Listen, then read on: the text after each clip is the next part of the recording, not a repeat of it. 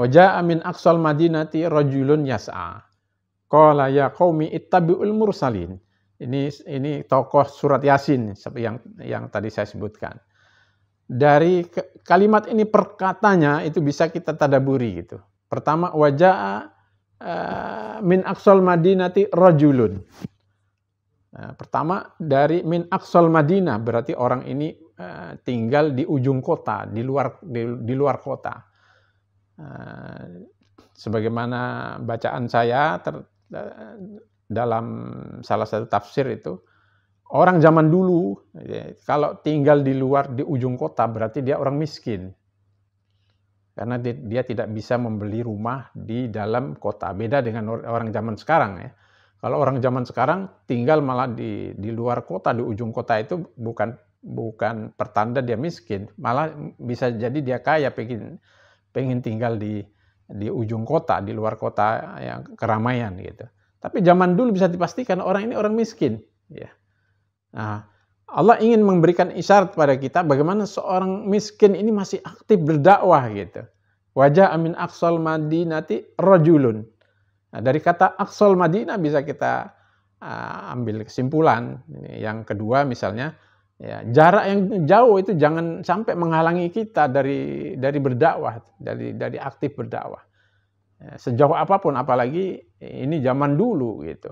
Zaman dulu orang miskin saja aktif berdakwah, apalagi zaman kita sekarang ada motor, ada mobil, ada masya Allah transportasi, sehingga jarak jangan jadi penghalang dakwah itu. Maka Allah mengingatkan dengan kalimat ini min aqsal Madinah, ini kalimat yang penuh dengan kemukjizatan dari Allah Subhanahu wa taala.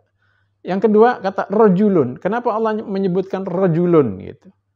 Seseorang namanya tidak disebut oleh Allah, tapi perannya disebut oleh Allah. Nah, di sini Allah ingin mengingatkan kita semuanya, kadang-kadang nama tidak terlalu penting. Yang penting adalah peran kita di dalam dakwah itu. Karena itu ini tokoh surat Yasin, tapi namanya tidak disebut oleh Allah karena tidak penting nama bagi orang ini, tapi adalah perannya. Kemudian yas'a, kata yas'a itu menggambarkan bahwa dia aktif. Ya, sudah ada ja'a min aqsal madinati rajulun yas'a, ditambah oleh Allah dengan kata yas'a. Ini menggambarkan dia tidak sekedar datang dengan malas-malas, tapi dia bergegas. Berarti dia seorang dai yang sangat aktif, walaupun namanya tidak terkenal, tidak populer, tapi dia sangat aktif dalam berdakwah. Kemudian qala ya qaumi ittabi'ul mursalin. Dia menyampaikan kepada masyarakat agar mengikuti para rasul. Bahkan ada 3 rasul di masyarakat ini, ya, yang disebutkan oleh Allah di surat Yasin ayat 20 ini. Dalam penjelasan tafsir itu disebutkan Allah sudah mengutus 3 orang rasul gitu. Dan keberadaan 3 orang rasul itu tidak tanggung-tanggung. 3 orang rasul itu tidak membuat orang yang namanya tidak dikenal, mungkin masyarakat orang yang miskin lagi, itu tidak menghalangi dia untuk berpartisipasi dalam dakwah ini.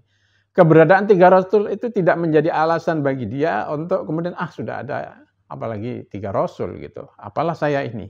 Tidak. Maka kisah ini diabadikan oleh Allah untuk memotivasi kita itu.